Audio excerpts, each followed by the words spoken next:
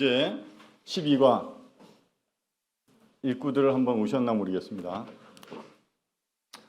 귀인과 열문화에 대한 비유입니다. 누가복음 19장 한번 성경을 펴주시면 되겠습니다. 누가복음 19장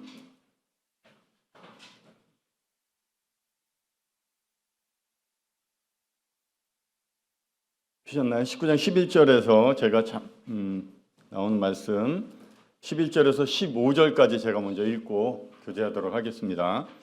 누가복음 19장 11절 그들이 이 말씀을 듣고 있을 때 비유를 더하여 말씀하시니 이는 자기가 예루살렘에 가까이 오셨고 그들은 하나님의 나라가 당장에 나타날 줄로 생각함이더라. 이르시되 어떤 귀인이 왕위를 받아가지고 오려고 먼 나라로 갈 때 그 종 열을 불러 은하 10문화를 주며 이르되 내가 돌아올 때까지 장사하라 하니라. 14절 그런데 그 백성이 그를 미워하여 사자를 뒤로 보내 이르되 우리는 이 사람이 우리의 왕됨을 원하지 아니하나이다 하였더라. 귀인이 왕위를 받아가지고 돌아와서 은하를 준 종들이 각각 어떻게 장사하였는지를 알고자 하여 그들을 부르니. 여기까지 말씀을 읽었습니다. 성경에는 많은 비유가 있어요. 비유를 하신 목적이 있어요. 예수님이. 다음 주에 한번 그 비유의 목적은 다음 주에 한번 자세하게 또 설명을 드리고, 마찬가지로 지금도 많은 사람들에게 비유로 어떤 것을 말씀하고 계시는 거예요. 그래서 이 비유를 통해서 우리가 잘 그 내용들을 받아들이고 깨달으면 유익이 되기 때문에 예수님이 비유로 말씀해 주고 있습니다. 주후 주님 오신 후 한 6년 전에 일어났던 사건이 있기 때문에 주님이 이 비유로 말씀할 때 듣는 사람들은 어떤 사건인지 잘 알고 있습니다. 먼저 여기 보니까 그들이 듣는 대상이 그들이 이렇게 듣고 있습니다. 그 믿는 대상은 지금 누가복음 19장에는 삭개오가 예수님을 만난 놀라운 이런 일이 있었고, 그리고 예수님이 그 삭개오의 집에 들어갔어요. 그럴 때 거기에 모여있는 무사람들에게 하시는 말씀입니다. 대상이 다양해요. 제자들도 있고요. 삭개오도 있고요. 그리고 무사람들이라고 하는 예수님이 올 때마다 따라다니는 많은 사람들이 있었고, 또 예수님이 삭개오의 집에 들어갔을 때 저가 죄인의 집에 들어가서 유한다 하면서 예수님을 정죄하고, 삭개오가 세리장이기 때문에 그가 죄인이야 하면서 정죄하는 바리새인들과 서기관들이 함께 이 말씀을 듣고 있을 때 예수님이 그들에게 이 비유로 말씀을 하십니다. 대상이 특정한 대상이 아니라 다수예요. 다양한 사람들이 모여있는 이들에게 이 말씀을 하고 있습니다. 왜 이 말씀을 하셨나 봤더니 이는 자기가 예루살렘에 가까이 오셨고 그들은 하나님의 나라가 당장에 나타날 줄로 생각한 거예요. 이제 지금까지 보니까 이 예수 그리스도, 이분이 메시아인데 이 메시아가 이제 예루살렘에 입성을 하게 되면 예전에 누렸던 다윗의 그 강국이 회복될 것이고 로마로부터 우리가 압제받고 있는 이런 현 상황에서 자신들을 해방시켜 줄 거라는 그런 기대감이 부풀어 있는 이런 상태예요. 정말 죽은 자도 살리고 정말 고칠 수 없는 이런 병들도 고치는 것을 보니까, 그리고 하나님의 나라에 대해서 얘기하는 것 보니까 이분이 정말 구약에 예언됐던 구원자 메시아구나 하고 그들은 깨달았습니다. 그리고 이분이 이제 다윗의 그 부강했던 그 컸던 그 왕국을 다시 재현할 그 메시아로 그들은 알고 있었어요. 그래서 이제 예수님이 예루살렘에 들어가면 정말 그 다윗의 강국처럼 이 왕이 그렇게 통치할 그런 시대가 오겠구나 하고 이들은 기대하고 있었어요. 그런 자들에게 이 비유로 말씀을 하십니다. 당시의 사람들이 구약에 예언된 성경의 내용들을 알고 있는 사람도 많이 있었어요. 한 메시아가 이제 그 아기로부터 와서 그리고 성령으로 잉태되고 많은 구약의 예언들을 이룰 그 메시아가 왔다는 것을 이들은 깨달았습니다.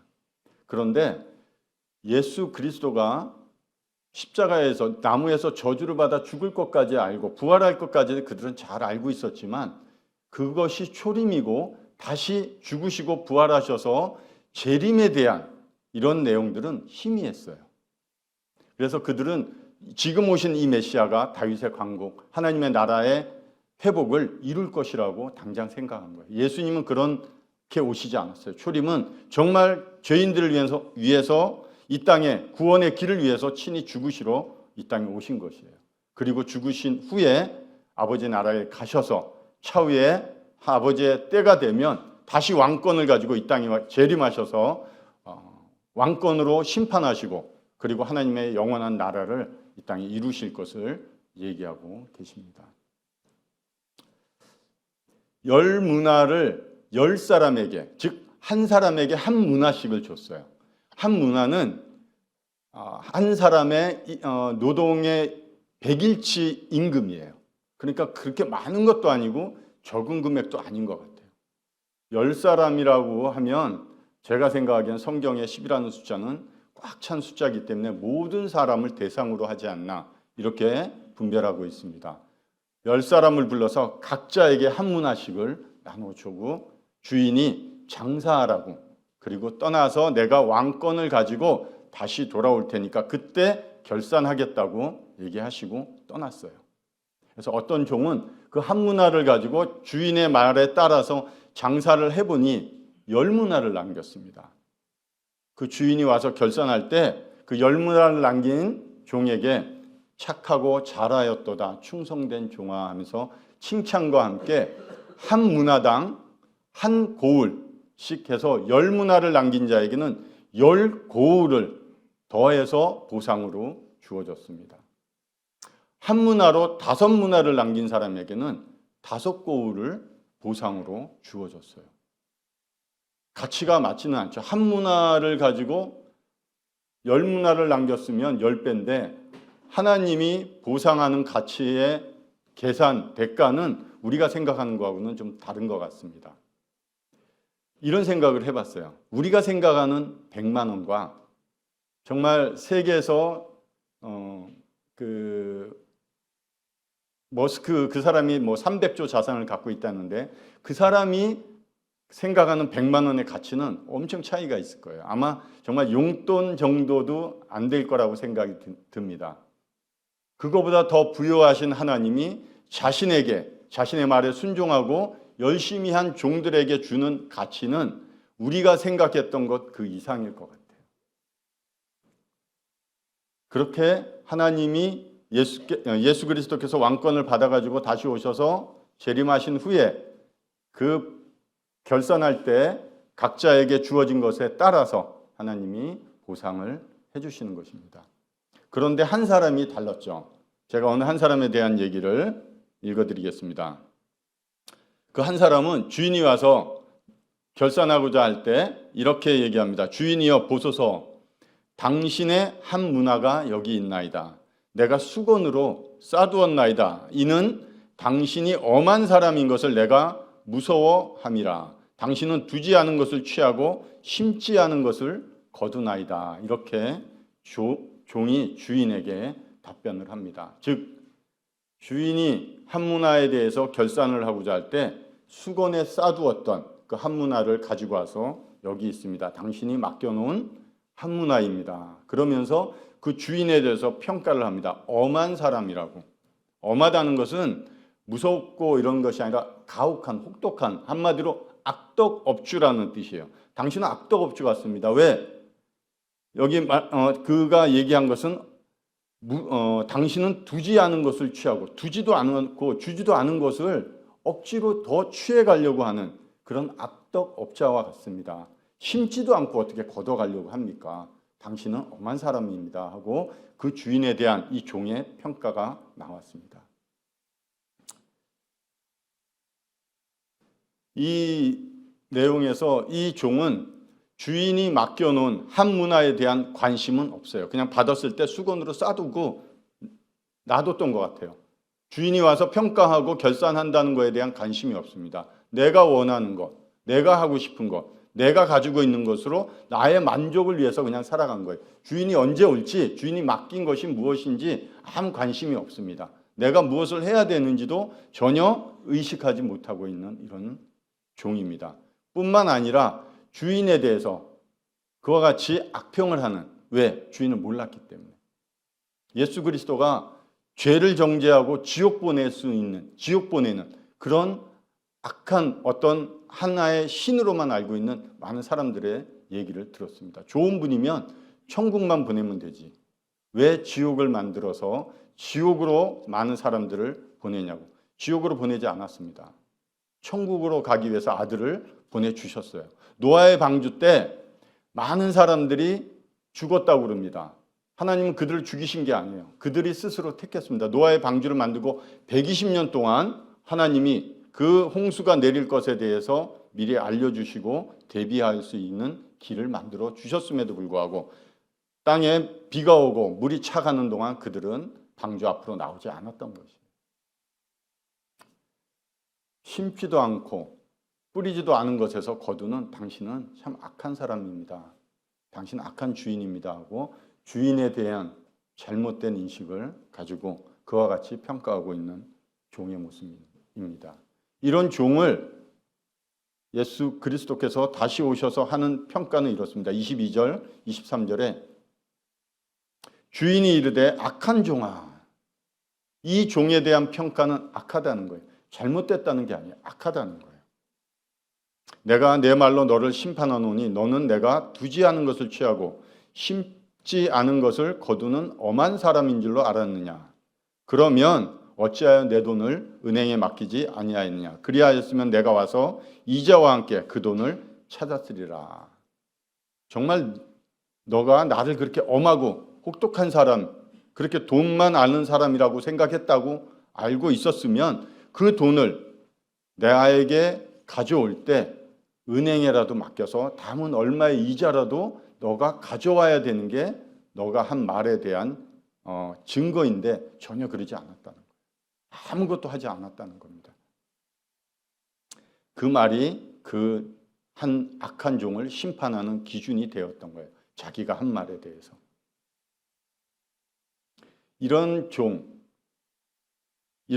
대한 27절에 악한 종에 대한 주님이 평가는 이렇습니다. 내가 왕됨을 원하지 아니하던 저 원수들을 끌어다가 내 앞에서 죽이라 하였느니라. 악한 종은 하나님께서 분명한 죄에 대한 심판이 있을 것이고 이 악한 종에 대한 평가를 그가 자기의 주인이 왕 되는 것을 원하지 않는다는 거예요. 나는 내가 왕이에요. 내 인생의 주인은 납니다. 누가 나를 주관하는 내가 그의 신하가 되고 종이 되는 걸 나는 원치 않습니다. 왜? 그렇게 살기 싫어요. 뭘 해야 되고 내가 원하고 좋아하는 것을 하고 싶어도 못하게 하는 신. 그런 신으로 하나님을 평가하고 있는 사람들이 많이 있습니다. 주인됨을 기뻐하지 않는 사람. 내가 주인 되어 사는 사람. 예수 그리스도께서 다시 오실 때 그분을 주인으로 여기지 않고 그분에 대한 맡겨진 일에 대해서 소홀하고 무관심하고 오직 나만을 위해서 내가 원하는 것을 이루어가고 살았다면 주인의 평가는 그에게 악한 종이라는 평가가 나올 거예요.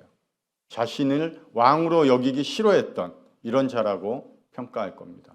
그가 살아왔던 그 인생의 우물이 웅덩이가 터진 우물의 인생임에도 불구하고 그는 그것을 모르고 왕 앞에서 이와 같이 수건에 싸두었던 한 문화를 가지고 나가는 그런 어리석은 모습으로 예수 그리스도를 맞이하게 될 것입니다. 주인의 명령에 불복종했어요. 일단 다른 사람들은 장사를 했습니다. 이 사람은 장사를 하지 않았어요. 또 주인을 악한 자로 여기고 있어요. 또 주인의 일에는 관심이 없습니다. 주신 때가 있으면 장사하는 때가 있을 것이고요. 결산하는 때가 있다고 분명히 말씀해 주는 거예요. 오늘 열문화라는 이 비유는 분명히 모든 사람에게 각자에게 주신 문화가 있을 거예요. 그것이 무엇인지는 다를 수도 있어요. 하지만 분명히 말씀드리는 것은 그분이 재림하신다는 거예요.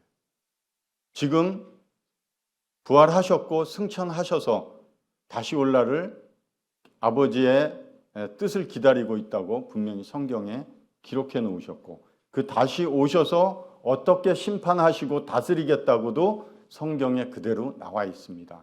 모든 것이 성취되었고 앞으로 그 부분만 성취될 일이 남아 있다는 거예요. 지금까지 모든 것을 이루고 성취하셨다면 앞으로 남아있는 일도 성취하실 것이고 성취하실 거예요. 그대로 이루실 하나님이십니다. 장사하라, 장사하라. 여러분에게 한 문화씩 주고 장사하라고 했다면, 장사를 저도 해봤고 하는 분들도 계실 것 같아요. 장사는 쉬지를 않아요. 쉬는 날이 잘 없더라고요, 보니까.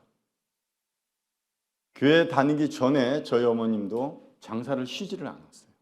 장사하는 분들은 중간에 쉬지 않습니다. 계속 장사를 합니다.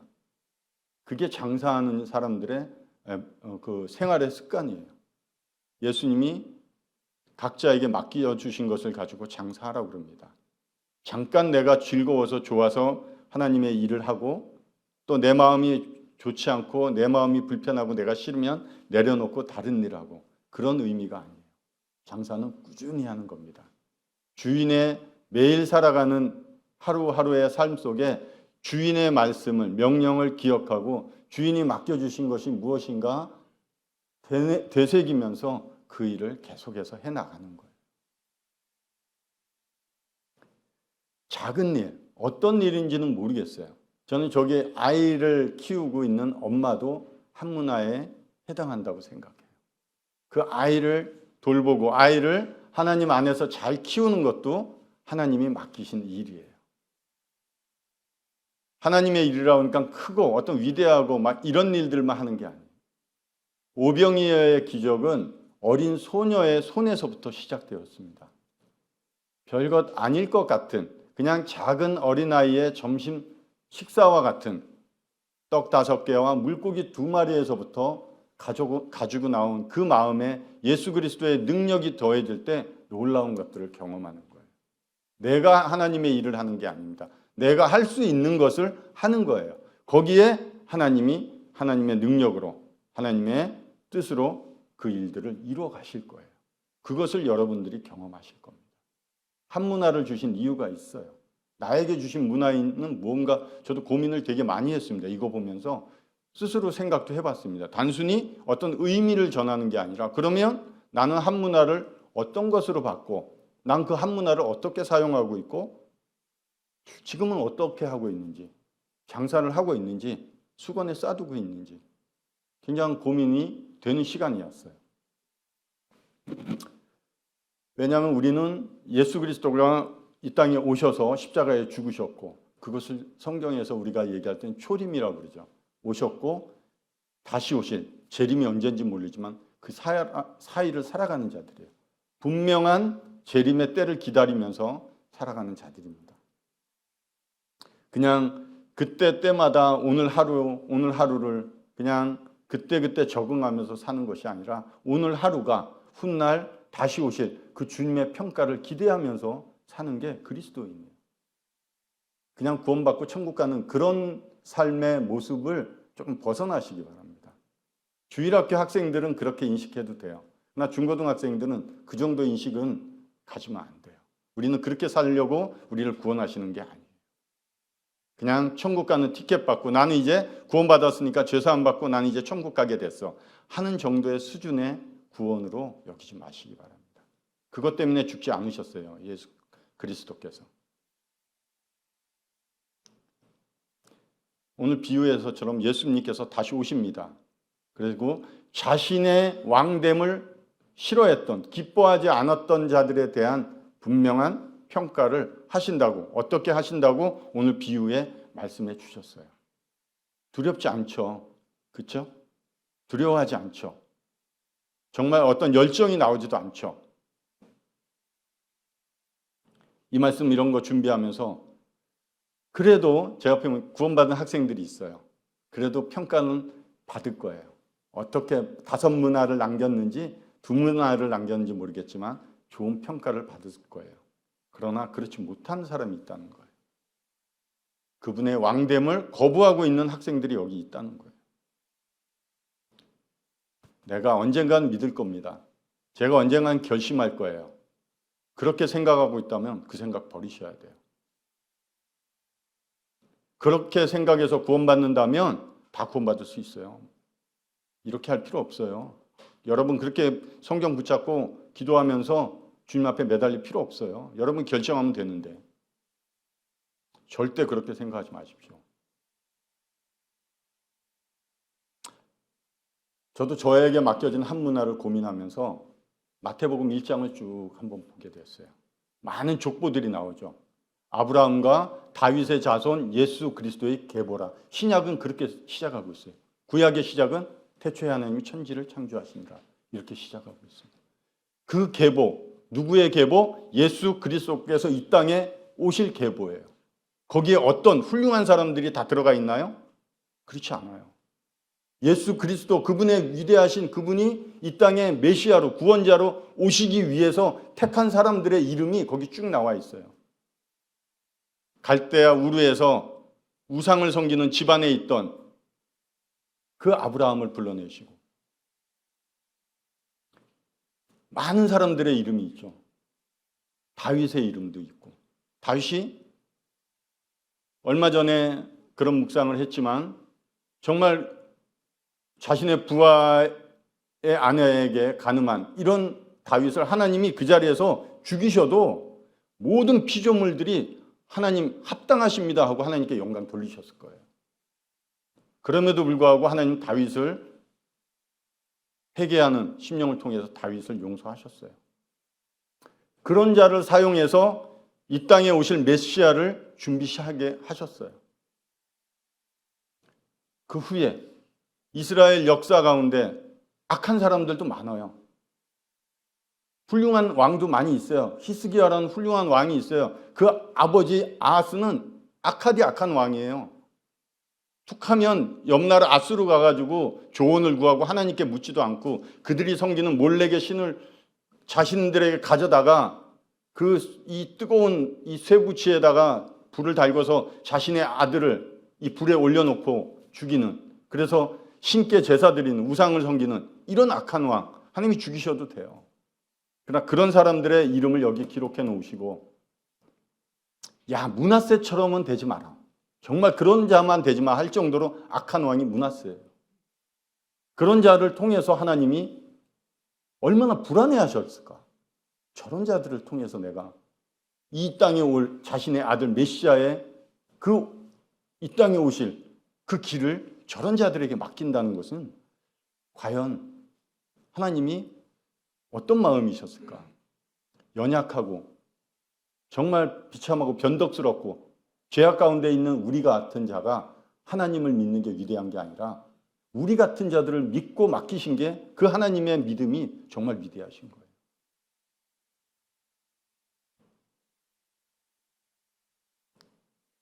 우리가 하나님을 믿는 건 당연해요. 왜? 약하기 때문에. 우리는 능력이 없고 우리가 할 수 있는 게 없기 때문에 하나님을 믿는 게 당연한 겁니다. 그런데 우리 같은 자들을 하나님 믿고 그 예수 그리스도의 이 땅의 구속에 그 완전히 이루실 이 땅의 유일한 그 아들 구속자를 보내시는 그 길에 이런 자들을 사용하시는 거예요. 마지막 어땠습니까? 마리아와 요셉, 예수 그리스도께서 마리아의 태중에 있을 때 요셉은 알았어요. 자기 애가 아닌 걸. 마리아에게 사람들에게 내 아이가 아니다 그러면 그 여인은 그 자리에서 죽임을 당하는 거예요. 그러면 뱃속에 이제 태어날 메시아가 같이 죽는 거예요. 요셉의 한마디에. 하나님이 조마조마하셨을까? 끝까지 지켜준 그 요셉. 하나님이 얼마나 고마우셨을까? 또. 그런 자들에게 하나님의 말씀을, 예수 그리스도의 이 땅에 오심을 맡기신 거예요. 그들이 훌륭해서 그런 게 아닙니다. 정말 하나님의 믿음이 정말 놀라우신 거예요. 그럼 이제 그 복음을, 다시 오신다는 재림의 길을, 이제 그 복음을 누구에게 맡겼나? 저에게 맡겼어요. 여러분에게 맡기는 거예요. 한문화의 비유는 내가 장사를, 주님의 일을 열심히 해서 상급을 받고 못한 자들은 하나님으로부터 징계를 받고 심판을 받는 이런 내용도 들어가 있지만, 그 안에 담긴 예수 그리스도, 주님이 왜 이 말씀을 이제 십자가를 앞에 두고 하셨을까? 저한테 하나님이 복음을 맡기실 때 하늘에서는 어떻게 생각했을까? 그 많은 천사들이 쟤는 안 됩니다. 쟤는 안 돼요. 변덕도 심하고요. 툭하면 자기 위주로 돌아가고요. 자기 생각에 빠져서 주님 등 돌릴 때 있는 저런 사람에게 어떻게 하나님, 다른 사람은 몰라도 저 사람에게는 맡기면 안 됩니다. 천사들의 반대가 있었을 거예요. 맞습니다. 제가 그런 자이기 때문에 그런 생각이 드는 거예요. 어떻게 나 같은 자에게 하나님의 복음을, 예수 그리스도의 이 땅에 다시 오시는 그 재림의 길을 왜 나한테 맡기셨을까? 뭘 믿고? 그런 거 생각하면서 정말 이 성경 펴서 읽고 마태복음 1장 읽고 하면서 정말 주님 앞에 기도했습니다. 주님, 저에게 맡겨주신 그 한문화, 그 배반하지 않도록,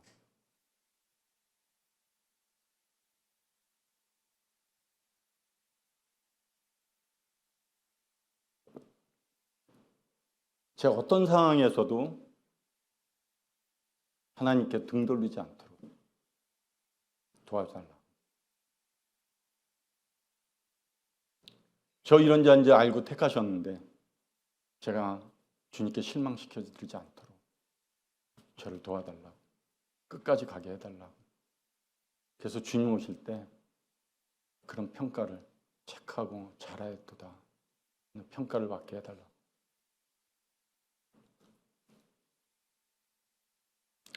사도 바울이 고린도 후서 4장 7절에 이 보배를 질그릇에 가졌다고 그럽니다.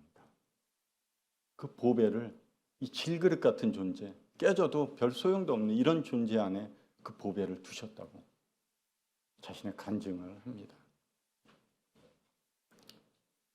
하나님의 아들, 그 예수 그리스도의 그 복음, 그 오심의 길을 아브라함이나 또 요셉이나 다윗 같은 이런 자들에게만 맡기신 것이 아니라 저와 여러분에게 또 맡기신 거예요.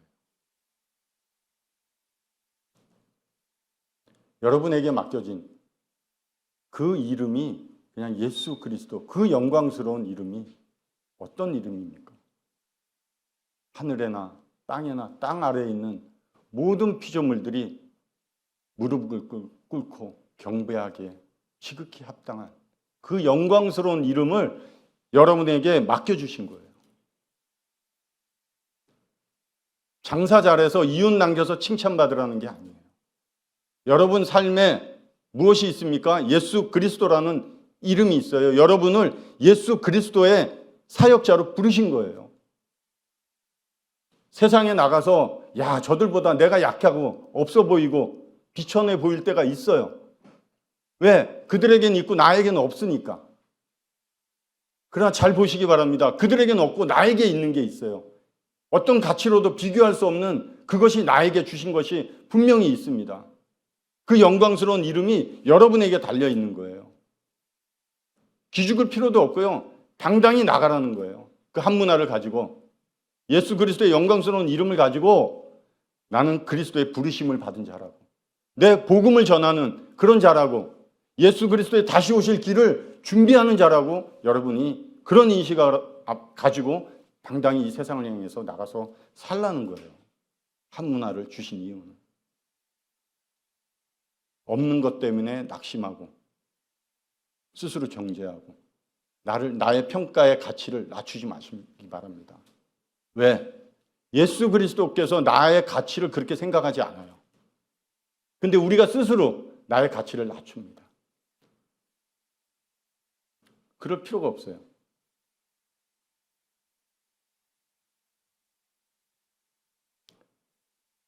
왕의 신임을 받고 왕이 여러분 안에서 시작하신 그 착한 일을, 그 선하신 일을 예수 그리스도께서 마치시는 그날까지 여러분을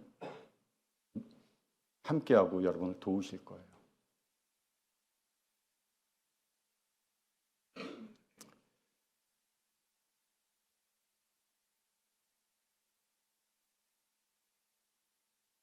내가 뭔가 한문화를 가졌기 때문에 좀 더 열심히 노력하고 좋은 마음입니다. 좋은 마음이지만 저는 오늘 한문화에 대한 비유를 묵상하면서 주님이 분명한 평가, 상급, 심판에 대한 이야기도 있지만 여러분이 가지고 이 어두운 세상에 나갈 수 있는 용기는 그 주신 한문화, 그 한문화 속에 담긴 예수 그리스도의 영광스러운 이름이고 그런 자로 여러분을 부르셨고 그 이름을 여러분에게 맡겼다는 것 잊지 마시고 기억하시고 내가 낙심이 오고 좌절하고 힘들다고 생각될 때 그 나에게 주신 것이 무엇인지 한번 더 고민하는 이런 학생이 되시기 바랍니다. 기도하고 마치고 다음 주는 여기 본문이 없기 때문에 누가복음 15장 1절에서 7절까지 한번 꼭 좀 읽어오시기 바랍니다. 잃어버린 양을 찾은 목자에 대한 비유입니다. 잘 읽으시면서 회개가 무엇인지 한번 생각해 오시면 말씀 나누는 데 도움이 되겠습니다. 기도하겠습니다.